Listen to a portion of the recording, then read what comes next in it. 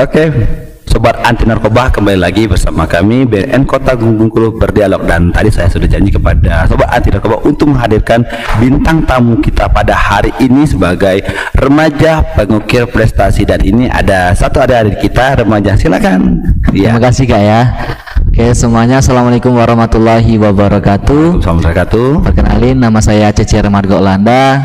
Saya berasal dari Kabupaten Bengkulu Utara. Sekarang melanjutkan studi di pesantren Tafiz Quran Al-Fida Bengkulu. Gitu kan? Itu. Ya, jadi sapanya nih apa nih? Cece, Orlando atau Remargo apa nih? Cece aja lah. Cece aja. Jadi dia dikenal biasa dipanggil nama Cece. Apa kabar Cece? Alhamdulillah sehat. Iya. Tentunya selalu mempraktikkan mematuhi protokol kesehatan gitu Kak. Ya pastinya, dan karena situasi pandemi COVID-19 Iya. ini sangat katakanlah semua negara termasuk Indonesia khususnya Bengkulu ini menjadi zona merah semua saat ini ya. Jadi benar-benar mengerikan, tetapi bukan menakutkan, tetapi menjadi waspada kita semua untuk tetap safe dengan protokol kesehatan untuk COVID-19. Ya, Cece sehari-hari kegiatannya apa Cece? Jadi untuk kegiatan sehari-hari sekarang kan lanjut kegiatan di pesantren Tafiz Quran Al-Fida Bengkulu. Nah kemudian kegiatan juga ada dari sekarang saya di YouTube juga Kak gitu. YouTube, jadi YouTuber. Alhamdulillah. YouTuber. Apa sih konten YouTubernya? Konten sekarang cover selawat gitu, cover selawat gitu. Lagu-lagu Islami ya. Ya motivasi juga gitu kan. Nah kemudian saya juga alhamdulillah diamanahkan pada tahun 2019 kemarin menjadi duta genre favorit putra tingkat nasional. Ya, gitu, ini harus garis bawahi pemirsa Sobat Anti Narkoba, ini duta genre nasional. Jadi Bengkulu sangat bangga artinya dengan adanya salah satu perwakilan dari Bengkulu sebagai duta nasional. Oke, silakan lanjut. Kemudian kegiatan juga ada di pencak silat. Saya juga melatih di Bengkulu Utara, jadi melatih anak-anak SD, SMP, SMA gitu. Jadi kegiatannya juga kan sekarang di Bengkulu stay ini kan. Jadi hari Minggu pulang latihan gitu kan. Kalau juga ada kegiatan lomba-lomba, ikut lomba-lomba, misalnya lomba MTQ gitu, yang keagamaan gitu, insyaallah ketika gitu Kak. Jadi padat sekali kegiatan dari Cece ini tadi, mulai dari Tafiz Quran, pencak silat, genre juga, YouTuber juga, terus ikut event-event keremajaan pastinya juga. Jadi sangat padat ini. Dengan kegiatan sebanyak itu Cece, bagaimana Cece cara membagi waktunya nih Cece? Ya Kak, ini sebenarnya udah sering sekali orang menanyakan gimana sih Kak cara bagi waktu gitu kan? Gimana sih cara bagi waktunya? Ya saya berpikir gini, ketika kita masih muda, kita melakukanlah kegiatan-kegiatan yang positif. Nah, karena kenapa? Waktu itu nggak bisa diulang kembali Kak, gitu Kak. Nah, ketika kita muda inilah ayo kita sama-sama menjadi produktif, jangan menjadi remaja yang konsumtif. Nah, jadi gitu, menjadi remaja yang produktif, kita harus benar-benar membagi waktu. Nah, kita yang pertama harus mempunyai jam. Jadi ketika kita melihat, oh jam sekarang harus begini, jam sekarang harus gini. Jadi memang dari diri kita, oh kita harus masuk semua lini gitu. Iya, artinya jangan waktu yang mengatur kita, tapi kita yang mengatur waktu. Nih, buat Sobat Anti Narkoba terutama ya, pemuda-pemudi dan kalangan remaja. Yang perlunya jadilah pemuda yang produktif jangan yang konsumtif. Itu kata Cece tadi, dan pastinya itu juga berlaku bagi kita semua, termasuk buat adik-adik Sobat Anti Narkoba dimanapun itu berada. Nah itu kalau di ini kalau Tafiz Quran tadi di mana tadi Tafiz Quran? Di pesantren Quran Al-Fida Bengkulu. Al-Fida udah sampai tahap mana nih? Ya, hafalan Quran. Insyaallah sekarang udah setoran masuk ke juz 5 sampai 5 bergulir lah Kak gitu Kak. Karena hafalan Quran ini bukan hanya sekedar menghafal Kak.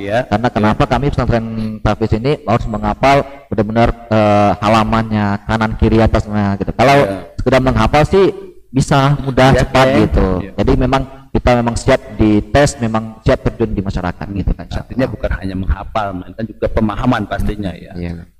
Itu kalau di Tafiz Quran. Nah, kalau tadi coba cerita tentang di apa sih genre, sampai katanya tadi Cece Margo sampai ke tingkat nasional, juara favorit nasional. Ini harus coba dari cerita sih buat untuk memotivasi rekan-rekan Sobat Anti Narkoba semua. Jadi teman-teman semua, genre ini merupakan generasi berencana yang mana programnya dari BKKBN. Nah, jadi genre ini para remaja yang merencanakan kehidupannya Kak, merencanakan kehidupannya melalui 5 transisi kehidupan. Apa aja Nah, 5 transisi kehidupan yang pertama kita memperhatikan pola hidup sehat. Nah, ketika kita memperhatikan pola hidup sehat, maka kita akan melanjutkan ke mencari pendidikan, baik itu pendidikan SD, SMP, SMA, bahkan sampai ke perkuliahan. Nah, itu semuanya kita harus merencanakan gitu. Kemudian mencari pekerjaan, kemudian udah mencari pekerjaan kita bergabung ke masyarakat. Nah, ketika kita bergabung ke masyarakat, maka kita akan baru mulai berkeluarga. Jadi gitu. Jadi perencanaan bahwasanya kita sebagai generasi muda harus benar-benar merencanakan gimana sih hidup kita, bagaimana sih kedepannya kita. Tentunya kita jangan nikah muda dan jangan narkoba. Gitu. Nah itu dia, nikah muda sama jangan narkoba, pas sekali dengan slogan dari BNSN ini, Wars on Drugs. Nah, jadi benar-benar jangan pernah yang ada hubungannya dengan narkoba. Kemudian apa yang katakan Cece, salah satunya untuk melakukan rencana yang baik, jangan pernah yang namanya terhubung yang namanya narkoba. Itu tadi dari Hafiz sudah, dari genre sudah. Kalau dari tadi ada pencak silat nih. Nah, gimana kalau pencak silat? Kalau pencak silat ini kan merupakan olahraga dan juga merupakan budaya bangsa Indonesia yang sejatinya kita sebagai generasi muda benar-benar harus melestarikan dan mengajarkan bahwasanya ini loh budaya kita, ini loh kesenian bangsa Indonesia. Kenapa tidak kita sebagai generasi muda yang mana Indonesia ini begitu banyak kekayaan alamnya, begitu banyak keanekaragamannya. Nah, kita harus lestarikan gitu. Jadi saya mengajar dari SD, SMP, SMA di Bengkulu Utara. Jadi mengajar, alhamdulillah juga mengikut event-event, lomba-lomba gitu, perprov, olahraga pelajar daerah tingkat provinsi. Nah, terakhir kemarin 2018 itu di Curug, alhamdulillah saya diamanahkan menjadi official pelatih dari Kabupaten Bengkulu Utara. Gitu. Jadi masih muda juga, produktif dan dipercayakan oleh pemerintah daerah untuk menjadi official untuk cabang olahraga pencaksilat. Nah, itu Sobat Antiko banyak sekali segudang prestasi yang dipikir dari bintang tamu kita hari ini, Cece Demarco Orlando. Susah sekali nyebutnya. Cece ya. Cece banyak sekali prestasi dan nantinya masih banyak sekali cerita-cerita dari Cece itu sendiri untuk memotivasi rekan-rekan, terutama rekan-rekan sobat anti narkoba untuk remaja. Jangan kemana-mana, tetap bersama kami dalam BNN Kota Bengkulu Berdialog. Iya, sobat anti narkoba kembali lagi bersama kami BNN Kota Bengkulu Berdialog. Dan tadi dengar Cece bercerita seperti pengalaman mengenai prestasi yang pernah diraih oleh. Nah, Cece tadi udah cerita nih cara Cece membagi waktunya untuk sekolah, organisasi juga sampai kegiatan YouTuber tadi juga. Jadi banyak sekali kegiatannya. Kalau saya sendiri membayangkan sebanyak itu aktivitas Cece, jangankan untuk melaksanakan memikirkan pun saya sudah berasa banyak sekali. Nah, Cece, apa sih yang membuat Cece untuk katakanlah memberanikan diri untuk melaksanakan aktivitas sebanyak itu tadi dengan umur Cece yang masih sangat muda pasti? Jadi gini Kak, pernah ketika SMA saya mendengar bahwasanya ada motivator juga mengatakan bahwasanya kita ini harus berguna bagi orang banyak. Nah, jadi saya terapkan di dalam hidup saya ada 3 faktor. Yang pertama harus ada perencanaan, yang kedua harus melakukan kegiatan positif, yang ketiga evaluasi. Jadi ketika kita merencanakan apa sih yang kita perbuat untuk negeri, apa sih yang kita ingin buat untuk bangsa ini. Jadi ketika kita ingin berbuat, maka kita akan melakukan kegiatan-kegiatan yang positif. Ya tentunya ya kegiatan baik itu dari kita mengolah diri kita, bagaimana kita mencari jati diri kita. Nah, selagi kita masih muda, mari kita sama-sama melakukan kegiatan positif. Entah itu main basket dan lain sebagainya. Karena kenapa? Kita mencari jati diri itu mulai dari muda lah. Nah, kemudian ketika saya melakukan kegiatan positif, kita akan evaluasi. Nah, evaluasi baik entah itu per minggu, per bulan, per tahun gitu kan. Nah, jadi karena kenapa Indonesia nih Kak? Nah, artinya kita lihat dari bangsa-bangsa lain, kita lihat dari bangsa luar, kita lihat bahwasannya bangsa-bangsa yang besar misalkan Cina, Jepang, Amerika dan sebagainya, mereka itu terlihat dari karyanya. Mereka itu dilihat dari anak mudanya. Jepang bisa menciptakan alat-alat transportasi. Cina bisa menciptakan alat-alat elektronik. Amerika bisa menciptakan senjata-senjata nuklir. Nah, Indonesia lihat kekayaan alam banyak. Nah, kita coba apabila seluruh Indonesia para pemudanya memanfaatkan semua yang ada di Indonesia, maka kita akan menjadi negara yang terdepan di dunia. Nah, tentunya pasti kita lihat Indonesia mempunyai banyak sebenarnya orang-orang yang bisa bekerja sama, berkolaborasi dan berkontribusi. Nah, kita lihat Bapak Menteri Pendidikan kita, Bapak Nadiem Makarim. Nah, Bapak Nadiem Makarim ini yang mana beliau memanfaatkan revolusi 4.0. Nah, jadi revolusi 4.0 ini berkaitan dengan elektronik, berkaitan dengan media, internet dan sebagainya. Pak Nadiem Makarim membuat perusahaan yang namanya Gojek. Nah, kita lihat Gojek sekarang sudah tersebar di seluruh Indonesia. Andaikan teman-teman semua seluruh Indonesia ada Pak Nadiem Makarimnya, pastilah Indonesia menjadi negara yang terdepan di dunia. Jadi gitu. Salah satunya Bapak udah punya nih, ini dia Bapak. Iya. Gitu. Jadi setiap apa yang kita kerjakan standar rencana diakhiri dengan evaluasi pastinya. Jadi kita tahu perubahannya kita apa sih, perkembangannya apa. Itu yang kata Cece tadi. Nanti dengan sebanyak kegiatan ini bagaimana dukungan dari orang tua Cece, keluarga Cece? Untuk dukungan keluarga selalu mendukung ya. Inilah menjadi salah satu gimana ya Kak, menjadi salah satu motivasi tertinggi saya. Karena kenapa orang tua saya 2018 kemarin sudah meninggal ya. Jadi ketika sempat juga yang namanya terpuruk dan sebagainya. Tetapi saya berpikir saya ini nggak bisa begini. Kita harus maju. Orang lain bisa, kita harus bisa. Jadi orang tua menjadi semangat tinggi bahwasanya kita harus sukses, kita harus membanggakan orang tua walaupun orang tua nggak di dunia, insya Allah di akhirat kita jadi makan. Jadinya kita bisa saya bahwa ya ada selalu kita. Ini jadi motivasi salah satu untuk menjadi baju itu doa orang tua pastinya dan dukungan dari keluarga kita. Nah, terhubung dengan remaja-remaja ini yang banyak sekali terjebak namanya salah pergaulan nih.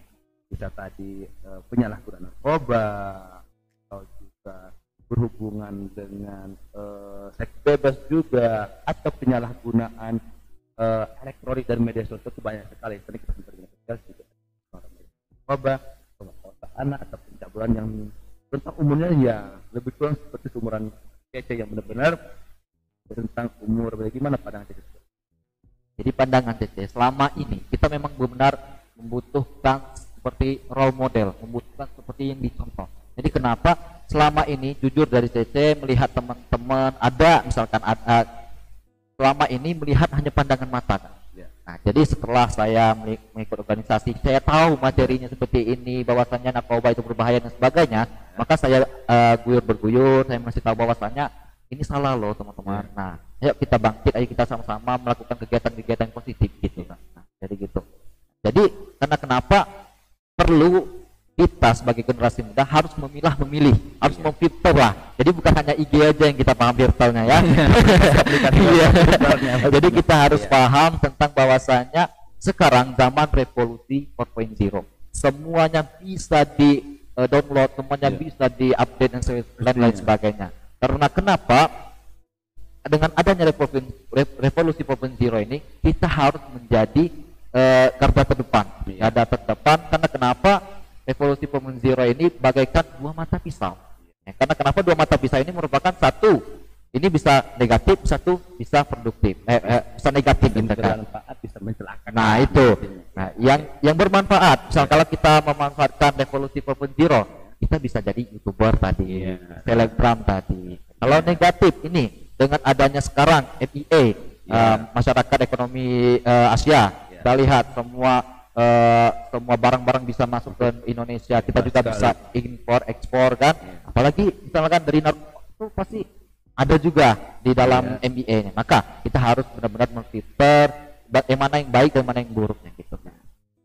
Jadi ini tadi ada dua mata pisau. Apa itu positif atau bermanfaat atau itu bisa mencelakakan kita. Nah sejauh ini kalau di kehidupan sehari-hari ada tidak atau pernah tidak melihat yang namanya pergaulan yang namanya penyalahgunaan narkoba?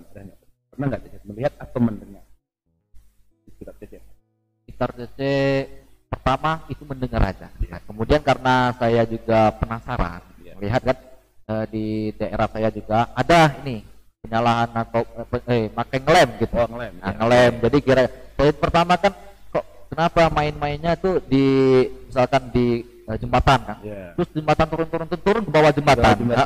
Kira itu mandi gitu kan. Saya lihat kok gitu apa kayak ngirup-ngirup gini, apa yang dihirup. Nah, gitu kan terus saya kasih tahu, ini janganlah, ini kalau mau makan mau ini ya kita cari minuman gitu kan. Ini merasanya ini memang apa namanya itu membuat kita hanya senang sejenak. Nah, hanya senang sebentar.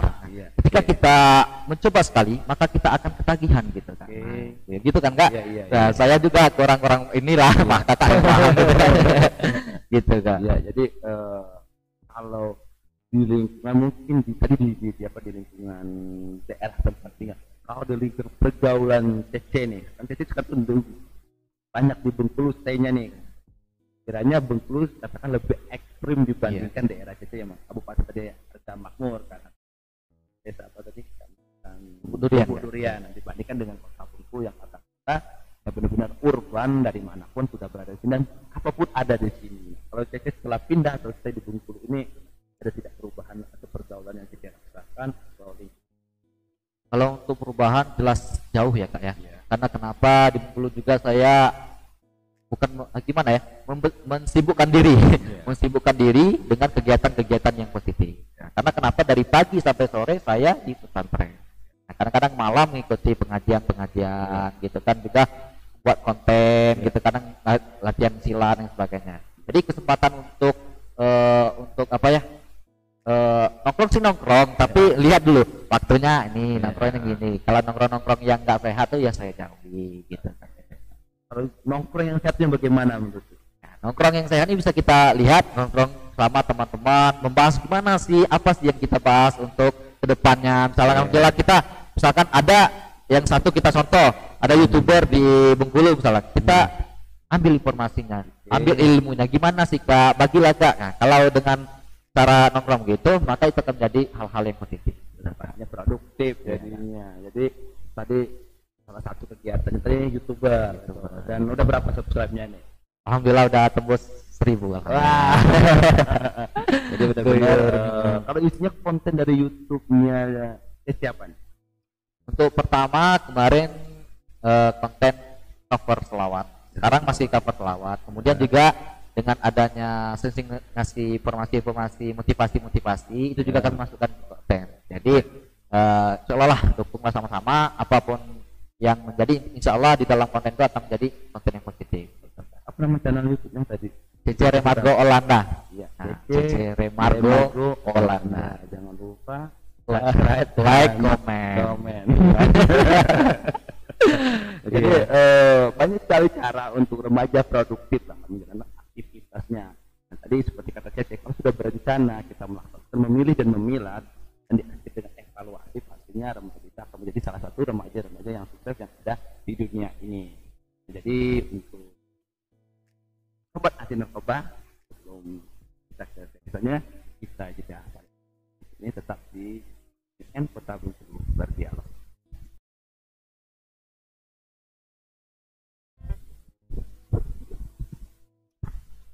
Buat anti narkoba, ini BNN Kota Bengkulu selama 20 menit lalu kita dengan kita tamu kali ini CC Remargo Olanda, satu remaja penuh prestasi kancah Bengkulu.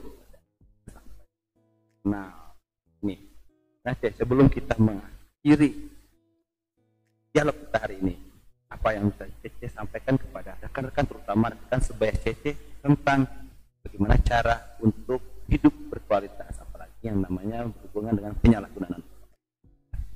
Jadi teman-teman semua harus benar-benar merencanakan kehidupan, benar-benar harus terhindar dari narkoba. Karena kenapa kita harus membuat visi dan misi kehidupan.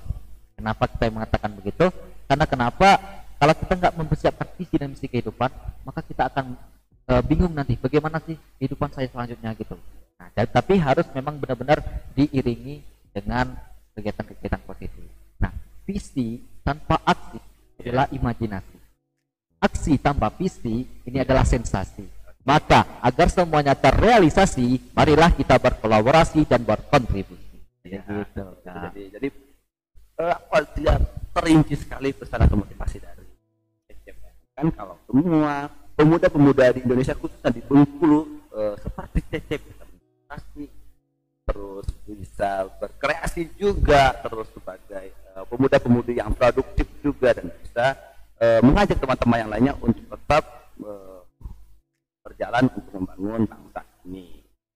Diharapkan kepada semua pemuda-pemudi khususnya di Kota Bengkulu untuk tetap bisa ayo jauhi narkoba, jangan pernah yang namanya berhubungan dengan penyalahgunaan narkoba pastinya, sesuai dengan slogan BNN RI untuk perang terhadap narkoba, was on drugs. Nah, itu terima kasih Cecep untuk kesempatan hari ini. Semoga untuk kedepannya lebih sukses lagi dan bisa memotivasi rekan-rekannya dan tetap mengukir prestasi. Dan terima kasih kepada semua rekan-rekan sobat anti narkoba dimanapun berada. Kita akan ketemu di lain waktu juga dengan bicara yang sama dan dengan cerita dan topik yang berbeda. Saya Niki Mardianto dan Cecep Margo Olanda undur diri dan akhir kata wassalamualaikum warahmatullahi wabarakatuh.